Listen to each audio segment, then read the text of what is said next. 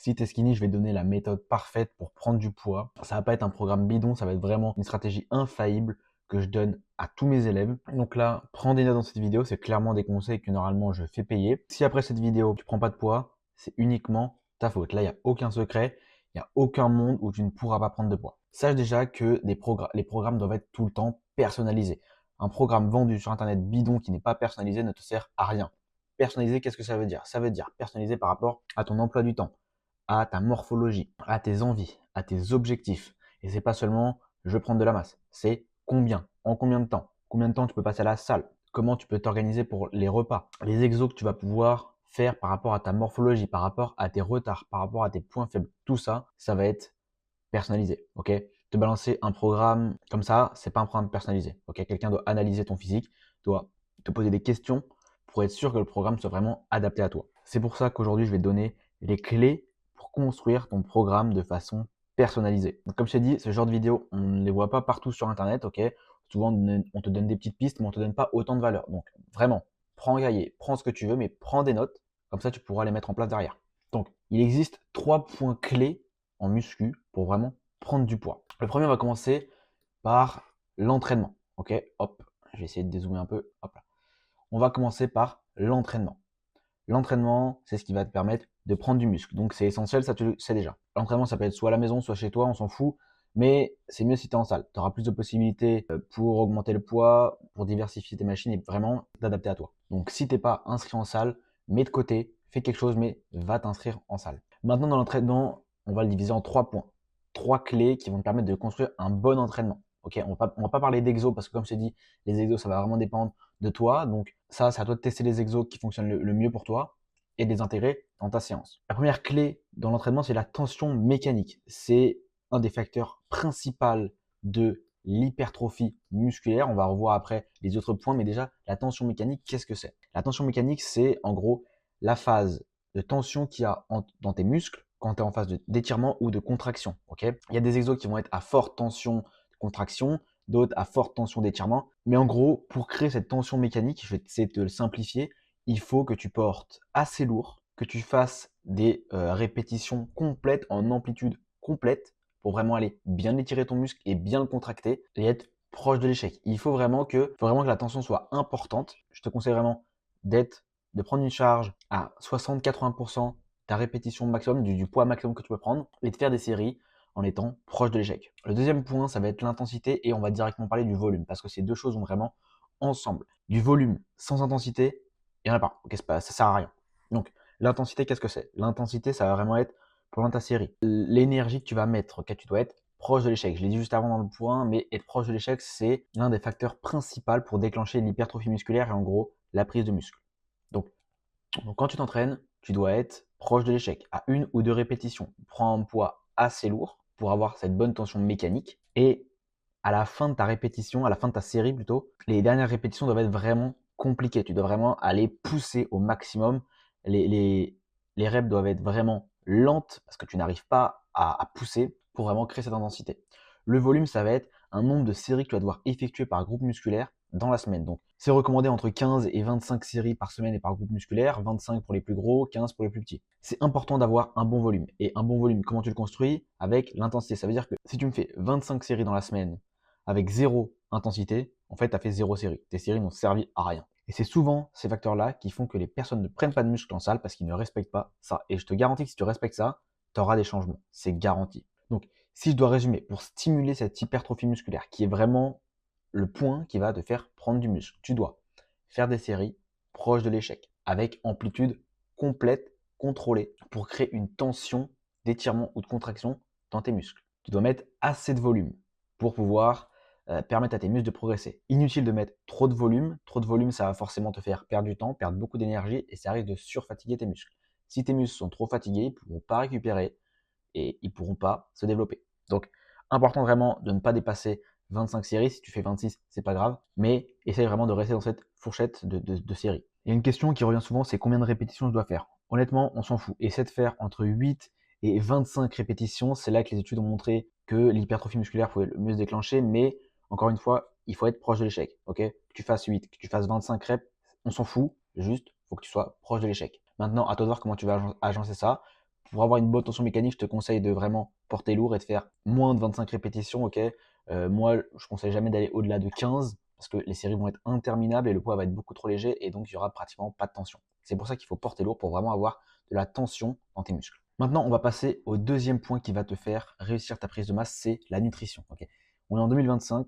Si tu penses encore que tu vas prendre de la masse sans faire attention à ta diète, tu te trompes. Tu peux quitter cette vidéo parce que tu n'y arriveras pas. Et ce qui va te faire prendre du poids, c'est pas juste manger beaucoup, c'est le surplus calorique. Le surplus calorique, qu'est-ce que c'est? C'est le fait de manger plus de calories que ton corps n'en dépense. Ça veut dire que par rapport à ton poids, ta taille, ton âge et l'activité quotidienne que tu fais, tu vas dépenser un nombre de calories. On imagine 2500. Si tu veux prendre de la masse, tu vas devoir augmenter de 10 à 15% ce nombre pour créer un surplus calorique. Si tu veux vraiment faire une prise de masse propre, je te conseille 5%, pas plus. Ok, 15% c'est vraiment si tu veux, t'es skinny à la mort, tu t'en fous de prendre du gras, mais dis-toi que à 10-15%, tu risques déjà de prendre un peu de gras. Donc si tu veux vraiment faire une prise de masse lente, pas prendre énormément de poids, juste prendre du volume et rester sec, si c'est important pour toi de rester sec, je te conseille de mettre 5% de surplus calorique, pas plus, sinon tu risques de prendre du gras. Pour calculer le nombre de calories que tu as besoin, tu peux taper ça sur internet, il y a plein de calculs automatiques pour te faire ça, c'est très simple. Donc forcément derrière tu vas devoir compter tes calories, c'est ce que je te conseille. Si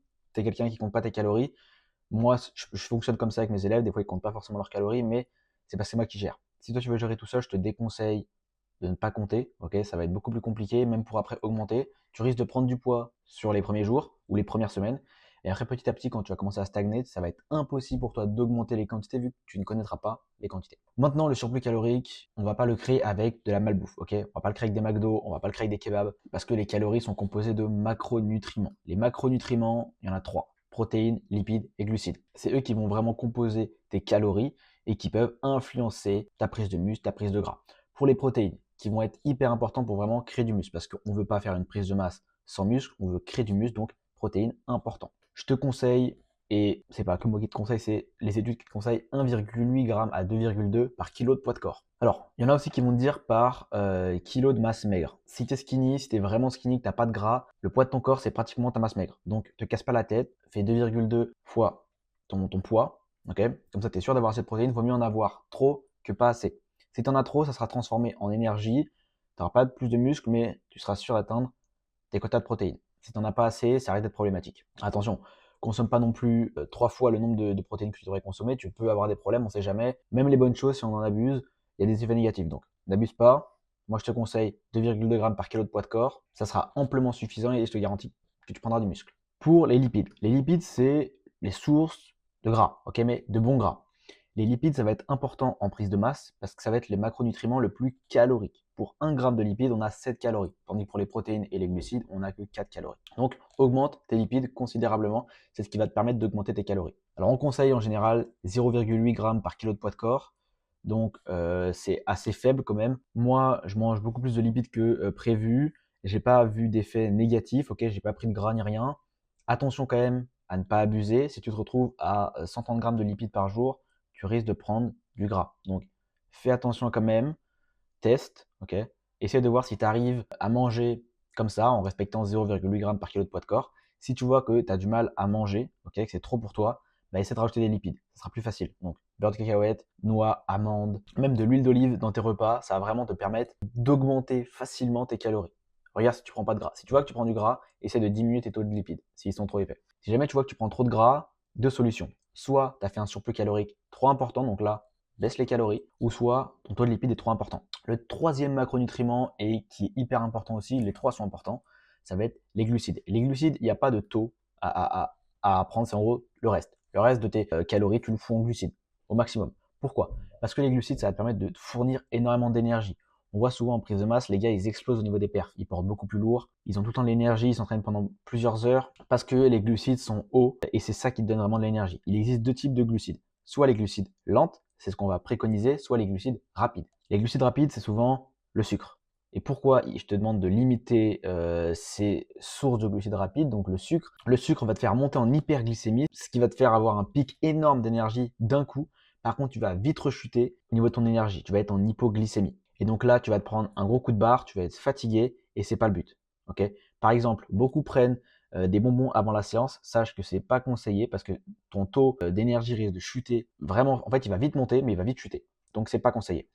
Par contre, tout ce qui est riz, pâtes, céréales, tout ça, c'est des glucides lentes. Ok, donc ils vont mettre du temps à se propager dans ton corps, j'ai envie de dire, et ce qui va faire que ton énergie va monter progressivement et va être constante. Donc évite le sucre au maximum pour garder ton énergie. Maintenant, le petit point que j'ai oublié sur le surplus calorique, c'est de l'augmenter petit à petit si le poids n'augmente pas. Je t'ai conseillé un surplus calorique de 5%. Si tu veux être sûr de vite prendre de la masse, je te conseille 10. J'ai mis 15%, mais en vrai, je vais le retirer parce que j'ai pas envie que tu prennes du gras pour rien. Vaut mieux faire une prise de masse progressive qu'une énorme prise de masse d'un coup. Tu prends du gras et derrière, il faut repasser par une sèche. C'est la pire chose à faire.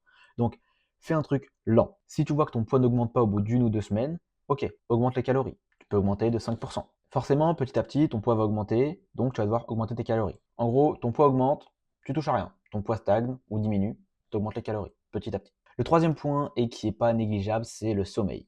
Malheureusement, c'est, je pense, le point qui est le plus négligé et qui peut vraiment considérablement te faire manquer ta prise de masse, te faire rater ta prise de masse, c'est le sommeil. Ce qui est conseillé, c'est 8 heures de sommeil par nuit. Essaye d'aller viser 9 à 10 au maximum. Ne dors pas trop non plus parce que sinon, tu vas rien foutre de tes journées. Mais le sommeil, c'est vraiment le moment où tes fibres musculaires vont se réparer. Okay, c'est là où tes muscles vont pouvoir se reposer, se reconstruire de la séance, parce que c'est vraiment pendant la séance que tu vas détruire tes fibres musculaires et elles vont se reconstruire pendant le sommeil. S'il n'y a pas de sommeil, il n'y aura pas de muscle. Si jamais tu as un emploi du temps qui t'empêche d'avoir ces 8 heures de sommeil parce que tu te lèves tôt, essaye de faire des siestes pour compenser le sommeil. Les siestes, ça va être super. Même au niveau de ton énergie, tu auras beaucoup plus d'énergie. Et bien sûr, 8 heures de sommeil, c'est pas juste 8 heures de sommeil. Okay, il faut un sommeil efficace. Donc, ce que je te conseille, c'est d'éviter de boire trop d'eau avant d'être couché ou de trop manger.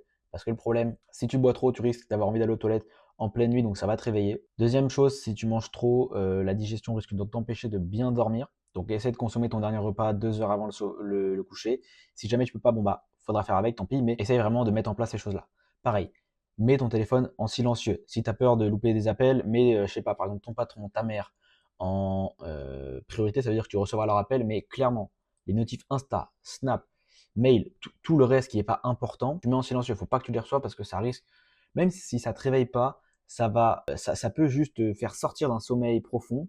Et le but, c'est vraiment d'être dans un sommeil profond le plus longtemps possible. Si jamais tu as une télé dans ta chambre, fais en sorte que la petite lumière rouge soit éteinte. Toute source de lumière doit être cachée pour pas perturber ton sommeil. C'est vraiment important. Donc voilà. Donc j'ai fini là-dessus. On voit qu'on a quand même pas mal de points hyper importants. Si jamais tu n'as rien compris, repasse la vidéo, fais des recherches sur les termes que j'ai utilisés, mais clairement, si tu mets ça en place, je peux te garantir que tu auras des résultats. Okay, c'est assez simple à comprendre, il n'y a pas tant de choses que ça, mais le problème, c'est que personne ne veut le mettre en place. Personne n'y croit, et c'est pour ça que la plupart des gens n'ont pas de résultats. En tout cas, j'espère que cette vidéo t'a plu. N'hésite pas à t'abonner, il y a pas mal de vidéos avec de la valeur comme ça qui vont arriver. Donc abonne-toi, active la cloche, comme ça tu pourras être au courant de toutes les prochaines vidéos.